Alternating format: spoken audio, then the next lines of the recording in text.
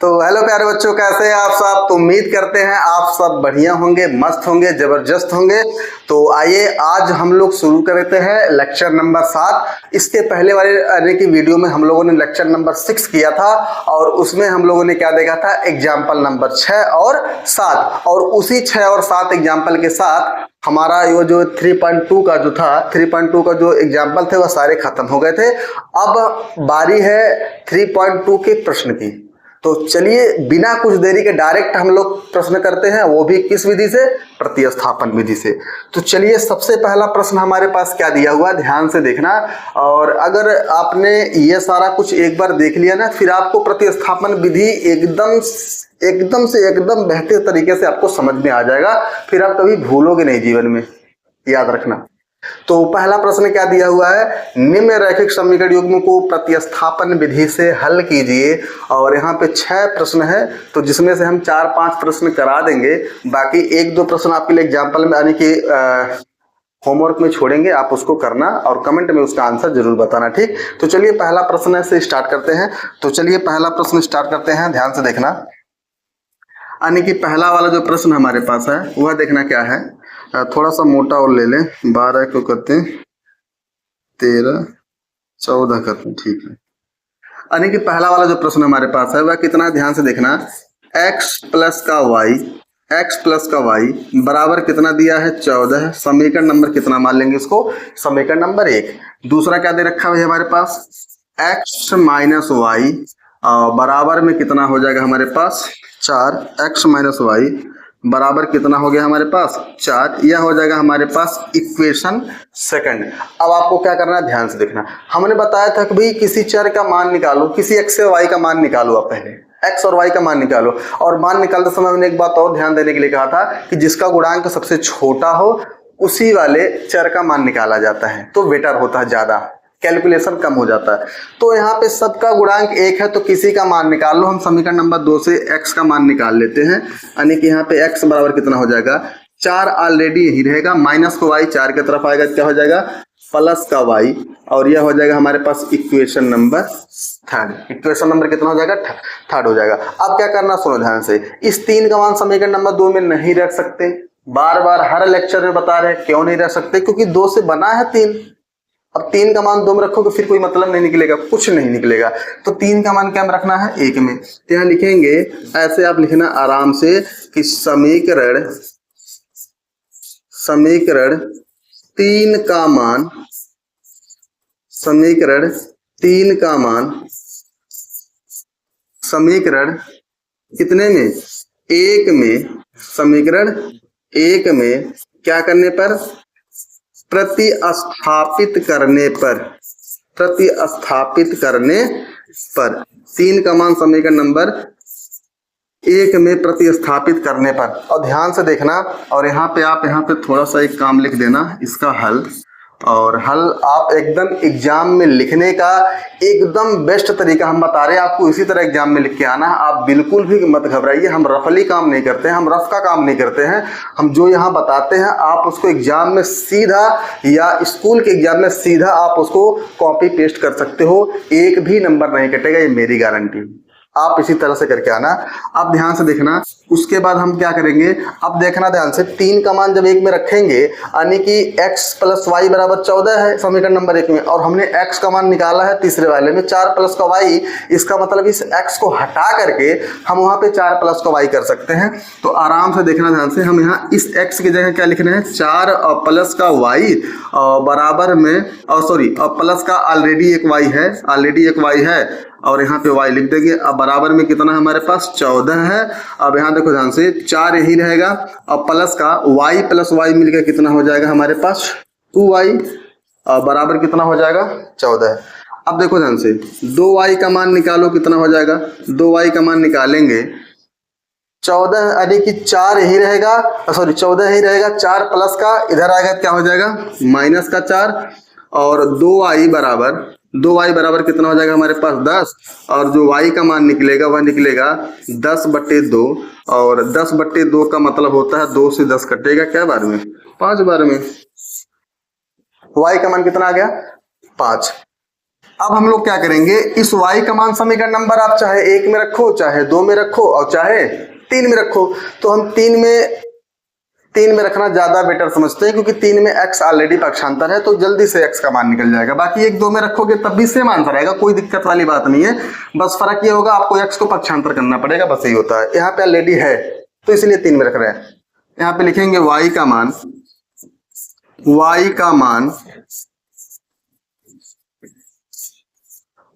मान समीकरण क्या में 3 में रखने पर, y का मान समीकरण 3 में रखने पर क्या होगा? समीकरण 3 में रखने पर तो x बराबर क्या निकल जाएगा हमारे पास 4 और प्लस में इस y का मान कितना है 5, यानी कि x बराबर कितना हो जाएगा 4 + 5 मतलब कितना हो जाएगा 9 के बराबर। 4 + 5 बराबर क्या होता है 9 के बराबर ही होता है। अतः आप लिखोगे अतः x बराबर 9 कामा y बराबर 5, यह हमारे पास इसका आंसर हो गया। तो यहाँ किसी को कोई दिक्कत नहीं हुआ होगा। तो चलो अब हम लोग को क्वेश्चन नंबर यही दूसरा वाला ही कर लेते हैं। दूसरे वाले का यानी कि उसके बाकी क्वेश्चन वैसे भी स्लाइड पे ही करना पड़ेगा दूसरे, तो चलिए दूसरा वाला हम लोग यही कर लेते हैं। तो दूसरा वाला प्रश्न यही कर लेते हैं हम लोग इसी वाली जगह पे, बाकी तीसरा चौथा पांचों के लिए अलग स्लाइड ले लेंगे, कोई दिक्कत नहीं है। दूसरा वाला क्या प्रश्न है ध्यान से देखना। दूसरा वाले में प्रश्न है s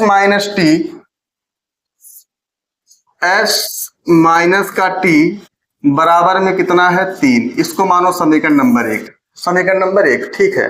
अगला दे रखा है s/3 और प्लस का दिया है t/2 यानी कि t/2 और बराबर कितना दे रखा है 6।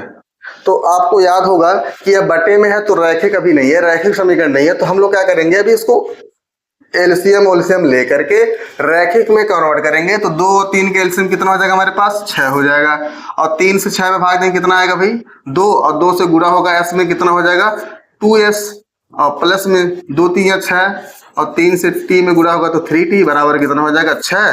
अब बटे 1 करके क्रॉस गुणा कर लो तो यहाँ कितना हो जाएगा 2s और प्लस में कितना हो जाएगा 3t और बराबर में 6 × 6 मतलब 36। यह हो जाएगा समीकरण नंबर 2। अब आराम से देखो समीकरण नंबर 1 और 2 को आराम से देखिए। समीकरण नंबर 1 और 2 को आराम से देखो, आपको समझ में आएगा हमें किस वाले चर का मान निकालना है। यहाँ पे गुणांक 2, यहाँ पे गुणांक 3 है, यहाँ पे गुणांक 1, यहाँ पे भी गुणांक 1 होगा। तो आराम से समीकरण नंबर 1 से s का मान निकालो बिना किसी टेंशन के, यानी कि s का जो मान होगा ध्यान से देखना, s का जो मान होगा 3 यही रहेगा। अब माइनस वाला t इधर आएगा क्या हो जाएगा प्लस का t हो जाएगा, और यह हो जाएगा हमारे पास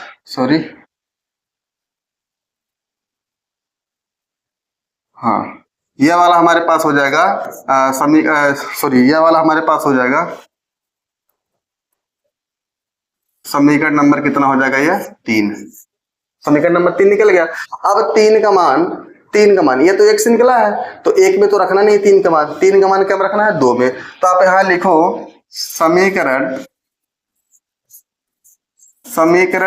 3 का मान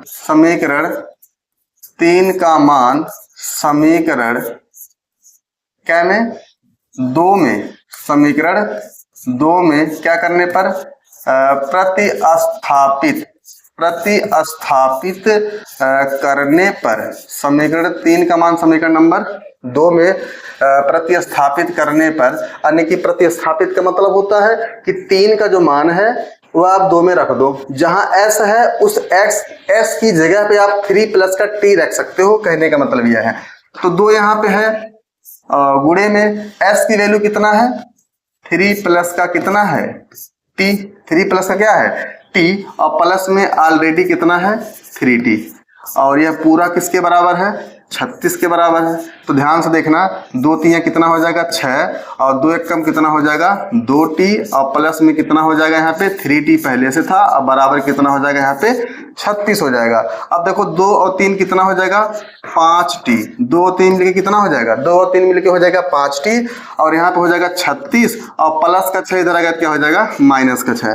तो हम थोड़ा सा इधर कर लेते हैं, स्पेस कम है, यानी कि 5t बराबर कितना हो जाएगा 5t बराबर 36 में से 6 जाएगा कितना हो जाएगा भाई 30।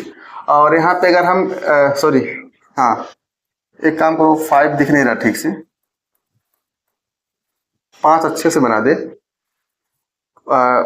5t बराबर कितना हो जाएगा भाई 36 में से 6 जाएगा कितना हो जाएगा 30।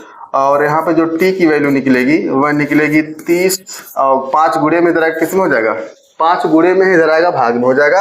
आप आराम से देखना काटना तो t बराबर कितना निकल जाएगा हमारे पास 5 छक कितना हो जाएगा 30, 5 छक कितना हो जाएगा 30 हो जाएगा। इसका मतलब ये होगा t का मान कितना आ रहा है 6। अब t का मान समीकरण नंबर 3 में रखो, s का मान निकाल लो। तो यहाँ रखेंगे t का मान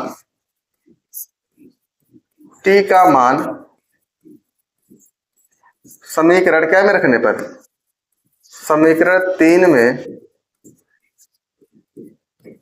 रखने पर, 3 में रखने पर क्या होगा s बराबर क्या निकलेगा, s बराबर होगा हमारे पास 3 और प्लस में t का मान कितना है 6, तो s बराबर हो जाएगा 6 और 3 कितना हो जाएगा 9। s बराबर कितना हो जाएगा हमारे पास 9 हो जाएगा। आप यहाँ लिखोगे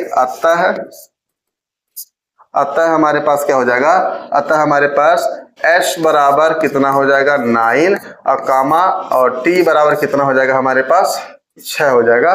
तो इस तरह से आप s और t का मान आसानी से निकाल सकते हो, कोई दिक्कत नहीं है। ठीक, तो आ रहा है समझ में? तो समझ में आ रहा तो वीडियो को लाइक भी करते चलो।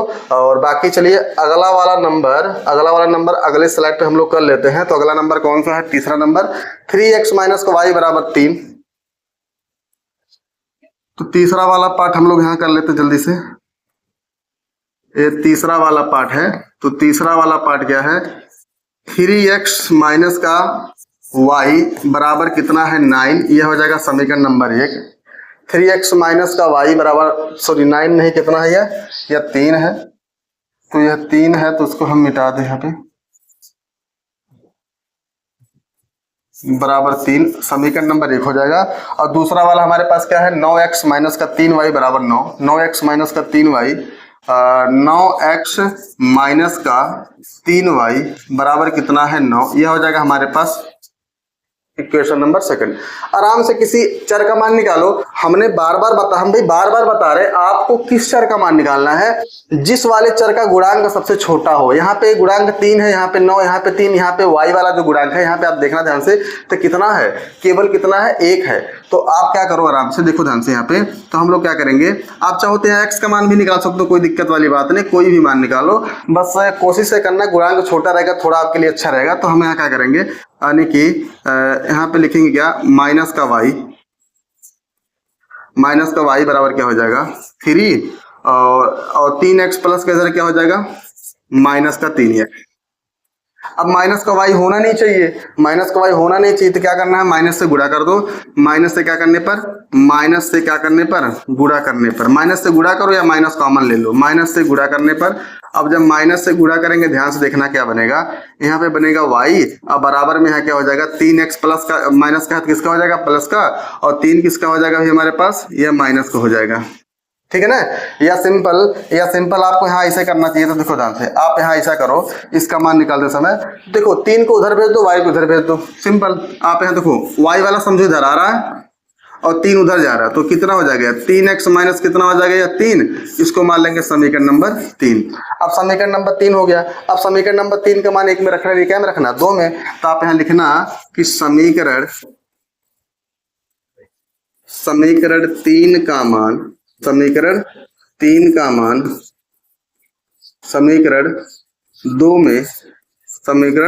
2 में क्या करने पर, प्रतिस्थापित करने पर। समीकरण 3 का मान समीकरण नंबर 2 में प्रतिस्थापित करने पर।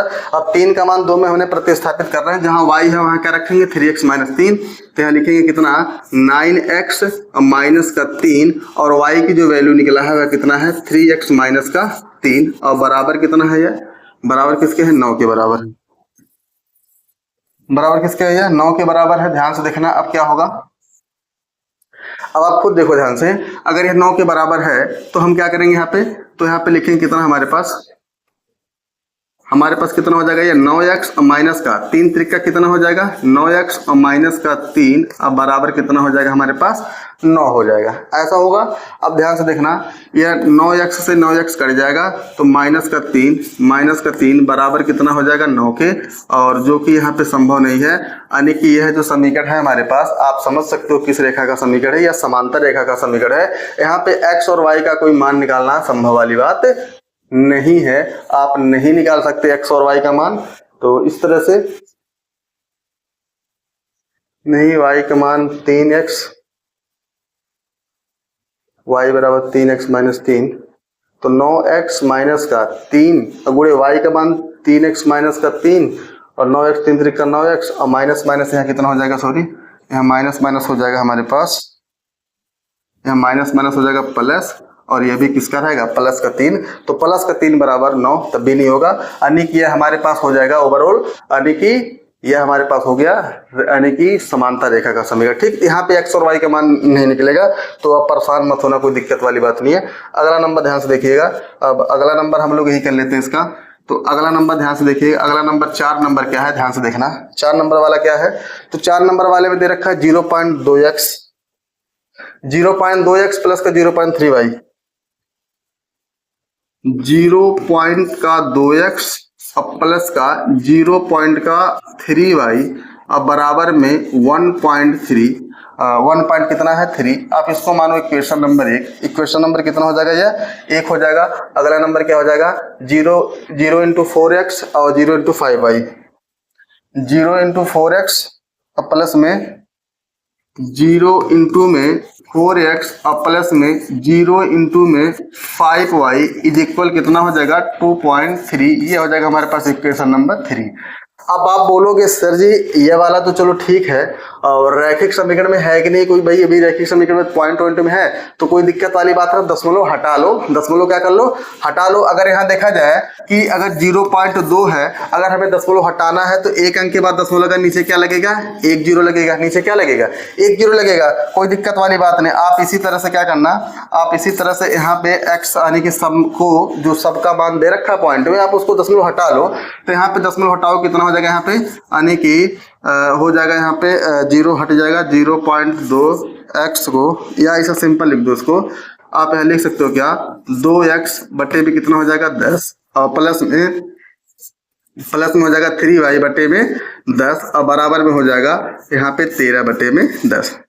अब ध्यान से देखना, जब यहाँ पे सबका हर समान है, यानी कि हम यहाँ पे कह सकते हैं क्या कि यहाँ पे जो 10 है ना, यहाँ पे यानी कि हर समान है उसको जोड़ लो, यानी कि 2x और प्लस का 3y बटे में एक बार 10 हो जाएगा और बराबर में कितना हो जाएगा 13 बटे में 10, और ये 10 से 10 क्या हो जाएगा कैंसिल आउट हो जाएगा, आपके पास सही क्या हो जाएगा 2x और प्लस का 3y और बराबर में कितना हो जाएगा 13, और यह हो जाएगा इक्वेशन नंबर कितना हो जाएगा, थर्ड इक्वेशन नंबर कितना हो जाएगा आपके पास इक्वेशन नंबर 3। ठीक, कोई दिक्कत नहीं है। सेम इसका भी कर लो, यानी कि दशमलव हटाओगे एक अंक के बाद दशमलव लगा है तो यह हो जाएगा हमारे पास कितना हो जाएगा 4x बटे में 10 और प्लस में 5y और बटे में 10 और बराबर में यहाँ एक अंक के बाद दशमलव लगा तो कितना हो जाएगा 23 बटे में 10। आप पॉइंट हटाओगे इस तरह से आएगा, तो यहाँ भी जोड़ोगे कितना आ जाएगा भाई 4x और प्लस का 5y और पूरे के बटे कितना है 10 और बराबर में कितना है हमारे पास 23 बटे में 10। यहाँ भी 10 से 10 कट रहा है, यहाँ भी 10 से 10 क्या हो रहा है 10 से 10 यहाँ भी कट रहा है।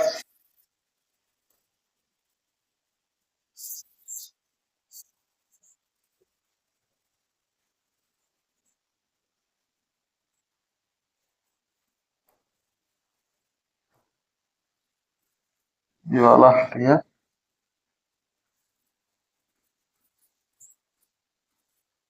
प्रतिस्थापित था यहाँ पे, ठीक।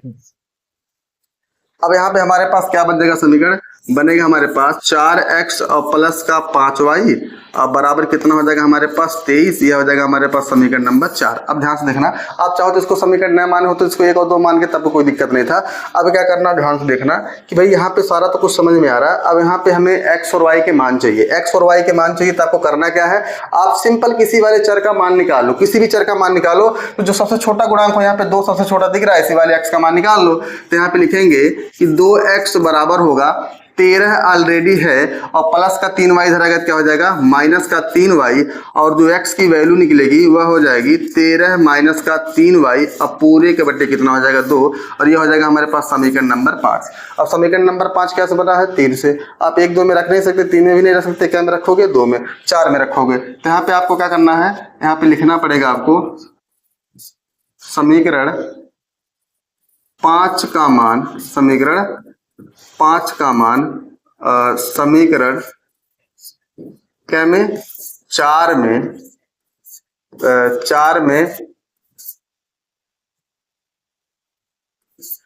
4 में प्रतिस्थापित, बड़ा दिक्कत है प्रतिस्थापित करने पर। अब 5 का मान 4 में प्रतिस्थापित कर दो आराम से, तो ध्यान से देखना 4 का मान 5 में प्रतिस्थापित करो आराम से, 1 मिनट हो जाए ठीक, हाँ अब ठीक। अब 4 का मान देखो ध्यान से, 4 का मान 5 में प्रतिस्थापित कर दो, तो x की वैल्यू क्या है 13 माइनस का 3y बटे 2, तो यहाँ पे हम लिखेंगे 4, और इस x की जो वैल्यू है वह हमारे पास क्या है 13 माइनस का 3y, 13 माइनस का 3y, अब पूरे के बट्टे कितना है 2 है, और प्लस का लेडी क्या है यहाँ पे 5y प्लस का 5y, अब बराबर है टोटल किसके 23 के बराबर है। आप इस तरह से अब सॉल्व कर लो आराम से, 2 से कट रहा है 4, 2 दूना 4, यानी कि 13 दूना कितना हो जाएगा तब 13 दूना 26, और माइनस का 2 3 6y, और प्लस का कितना हमारे पास है 5y, अब बराबर कितना हमारे पास है 23।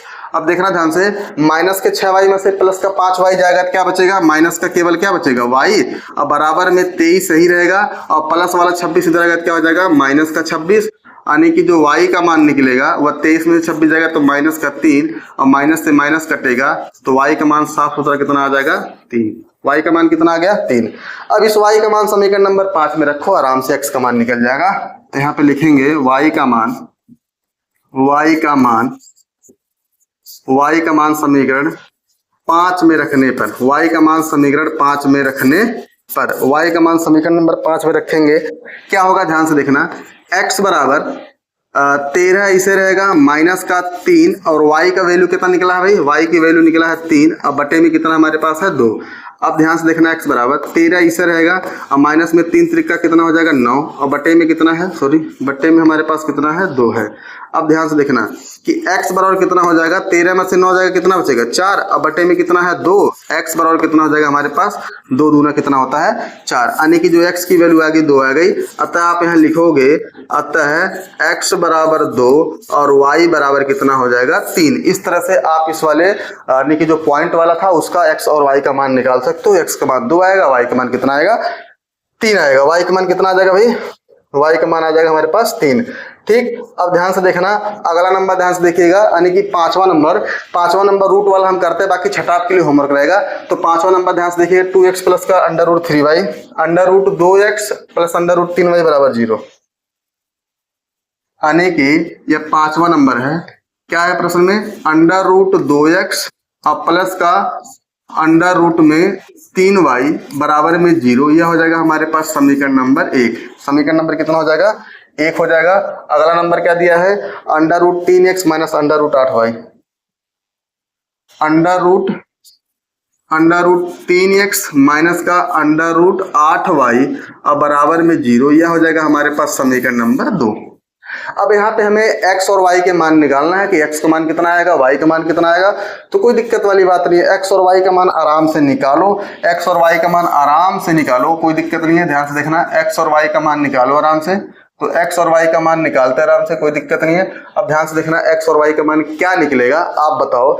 किसी चर का मान निकालो जिसका गुणांक छोटा हो, यहाँ पे 2 है, यहाँ पे 3 है, तो वही 2 वाला समझ में आ रहा है। आप यहाँ पे ध्यान से देखना, लेकिन आप सोचो, आप एक बार के लिए थोड़ा सा देखना कि समीकरण नंबर 2 में थोड़ा बहुत संशोधन हो सकता है। समीकरण नंबर 2 में थोड़ा बहुत संशोधन आप कर सकते हो। क्या कर सकते हो कि अंडर रूट 8 है ना, आप अंडर रूट 8 को कैसे लिखोगे भाई, 2 गुणे 2 और गुणे कितना हो जाएगा 2, यानी कि 2 का कंप्लीटली क्या बन जाएगा जोड़ा, तो 2 बाहर आ जाएगा, 1 2 अंदर बचेगा। आप इस तरह से लिख सकते हो इसको 2y, 2 अंडर रूट 2y। तो थोड़ा सा हम संशोधन यहाँ पे कर रहे हैं समीकरण नंबर 2 को। तो समीकरण नंबर 2 का भी हम इसको हटा रहे हैं, 3 नहीं मान रहे इसको हम 3 नहीं मान, 2 नहीं मान रहे, 2 भी दूसरा संशोधन करने के बाद मानेंगे। 2 वाला क्या हो जाएगा, यहाँ देखो ध्यान से, अंडर रूट 3x और माइनस का इस 8y को हम लिख सकते हैं 2 under root 2y, 2 under root 2y अब बराबर में 0, इसको मानो समीकरण नंबर 2। तो इस तरह से आप अंडर रूट 8 को इस तरह से लिख सकते हो, कोई दिक्कत वाली बात नहीं है।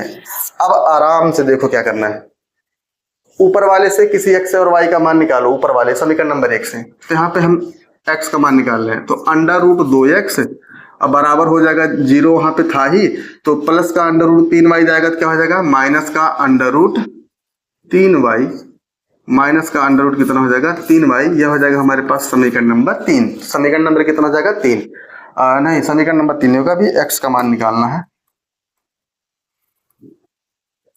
तो x का जो मान निकलेगा वह क्या निकलेगा, माइनस का अंडर रूट 3y अब पूरे के बटे अंडर रूट कितना हो जाएगा 2, यह हो जाएगा हमारे पास इक्वेशन नंबर 3।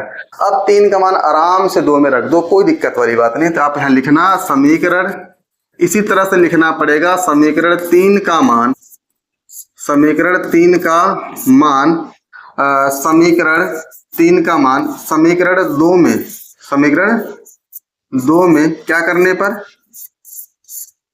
प्रतिस्थापित करने पर, प्रतिस्थापित करने पर 3 का मान 2 में प्रतिस्थापित करो, यानी कि x की जो वैल्यू है यह सारी की सारी आप x की वैल्यू है, आप x को हटा करके वहां लिख सकते हो। तो यहाँ पे हम लिखेंगे क्या, अंडर रूट 3 और इस जो x है, x का मान कितना है, माइनस का अंडर रूट 3y और बटे में अंडर रूट कितना हो जाएगा 2, और उसके बाद क्या है, माइनस का ऑलरेडी कितना है 2 अंडर रूट कितना है 2y और बराबर में कितना है 0। अब इसको सॉल्व कर लो, अंडर रूट 3 से अंडर रूट 3 में गुणा कर कितना हो जाएगा, माइनस का 3y अब पूरे बटे कितना हो जाएगा अंडर रूट 2 और माइनस का 2 अंडर रूट 2y और बटे में कितना हो जाएगा, कुछ नहीं तो कितना मानेंगे 1। अब इनका एलसीएम ओलसीएम ले लो, अंडर रूट 2 और 1 का एलसीएम कितना हो जाएगा, अंडर रूट 2, अंडर रूट कितना हो जाएगा 2।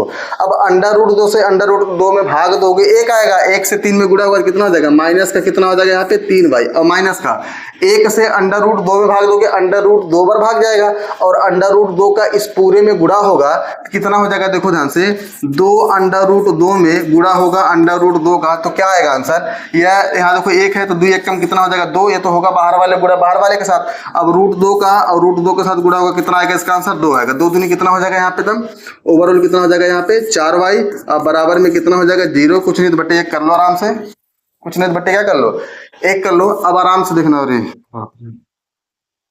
अब क्या करना, ध्यान से देखना, क्रॉस गुणा करो तो माइनस का 3y माइनस का 4y तो माइनस कितना हो जाएगा यहाँ पे 7y अब बराबर में 0 का 7, अगर 0 के साथ किसी भी संख्या का गुणा हो, चाहे अचर हो चाहे वह चर हो या परिमेय हो या अपरिमेय हो, उसका आंसर क्या हो जाएगा तब 0।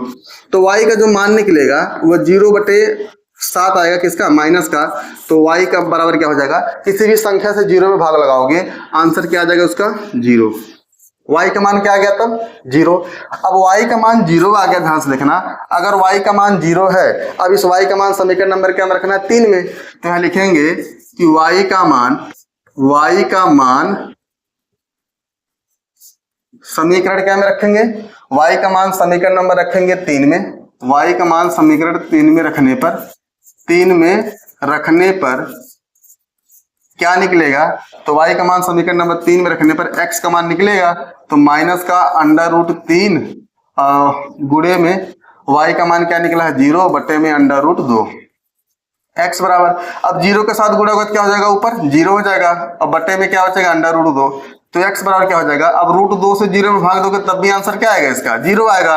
अतः आप क्या लिखोगे, अतः आप लिखोगे कि x बराबर 0 और y बराबर में 0, यानी कि x का भी मान इसमें 0 है और y का भी मान क्या है 0 है, यही इसका फाइनल आंसर है। तो अब आपको समझ में आ गया होगा अच्छी तरह से, प्रतिस्थापन विधि सारे के सारे प्रतिस्थापन विधि से किए जा रहे हैं। और दूसरी बात, ये वाला जो क्वेश्चन रहेगा आपके लिए रहेगा होमवर्क, आपके लिए क्या रहेगा भाई, ये होमवर्क रहेगा।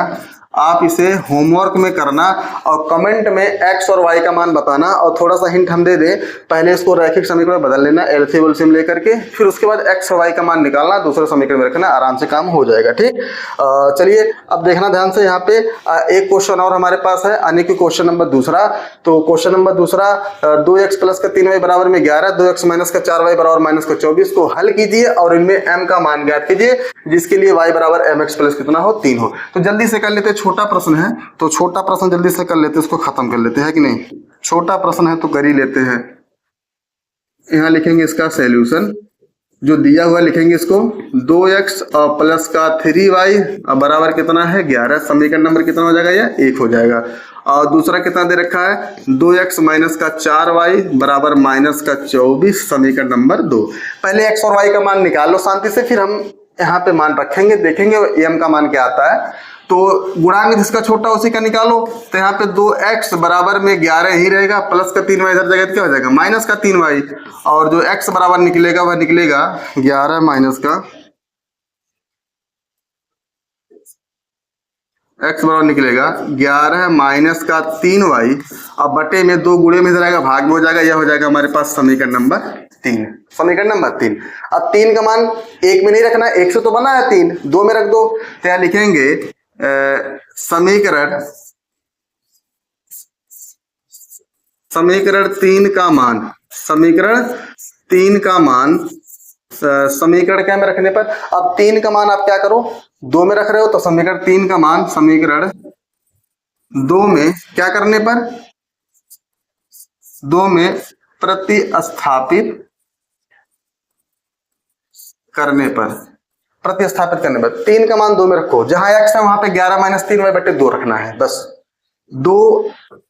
और इस x की वैल्यू कितना है, 11 माइनस का 3y, अब पूरे के बटे 2, और बराबर कितना है, माइनस का 24।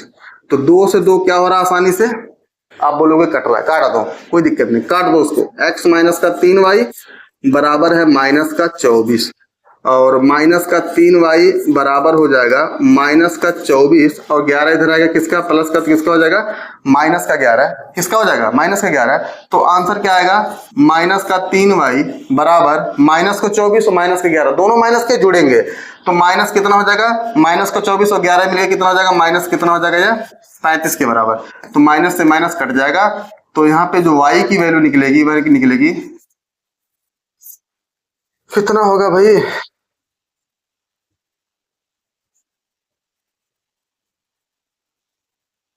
यानी कि यहाँ पे कहीं दिक्कत हो गया क्या, 11 माइनस 3y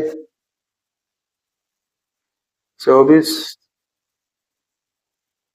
11 इधर आएगा प्लस का तो माइनस का हो जाएगा, माइनस का 24, 11, 4 1 5 2 1 3 35 और 3y। एक मिनट क्वेश्चन में एक बार देख ले ध्यान से, 2x प्लस का 3y बराबर में 11 और 2x माइनस का 4y बराबर में 24, माइनस का 24, 11 माइनस का 3y,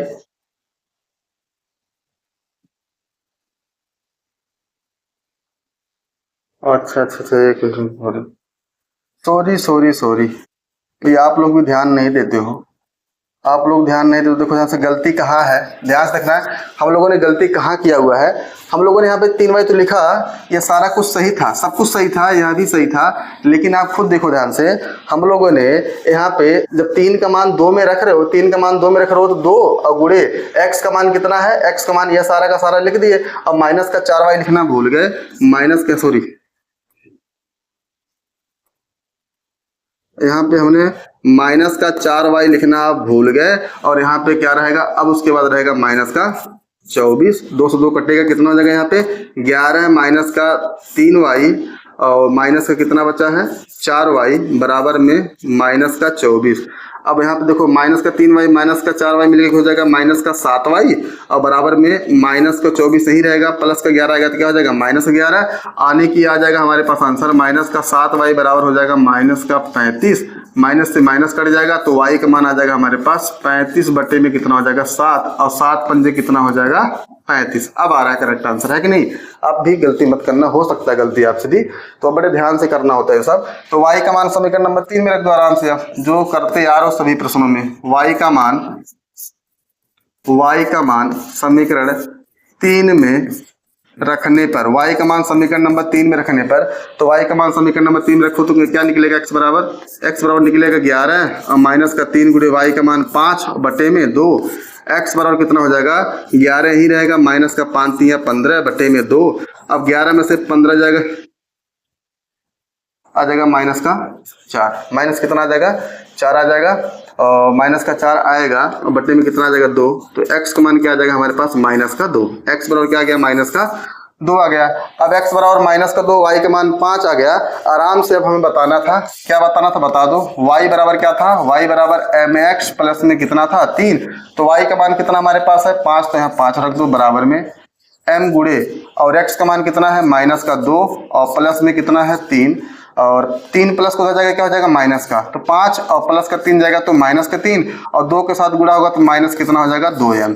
अब 5 में से 3 जाएगा कितना बचेगा, 5 में से 3 जाएगा कितना बचेगा 2, अब बराबर में माइनस का 2m, m का मान निकालना है तो 2 और बटे में क्या हो जाएगा 2, लेकिन किसका माइनस का 2 बराबर में m, तो 2 से 2 कटेगा तो m का जो मान आ जाएगा वह कितना आ जाएगा 1। तो इस तरह से आप m का मान ज्ञात कर सकते हो। और बाकी आप बताना कि वीडियो कैसा लगा, आपको समझ में आया कि नहीं आया, और क्या नहीं आपको समझ में आया आप ये भी बताना कि आपको यहाँ पे कौन सी पॉइंट या कौन से प्रश्न में आपको दिक्कत हुआ है, थोड़ा बहुत आप बताना कमेंट में, हम उसको अगले लेक्चर में एकदम कोशिश करेंगे क्लियर करने की, ठीक। और बाकी अगर वीडियो अच्छा लगा हो तो वीडियो को लाइक कर देना और दोस्तों के पास शेयर कर देना। तो आज के लिए बस इतना ही।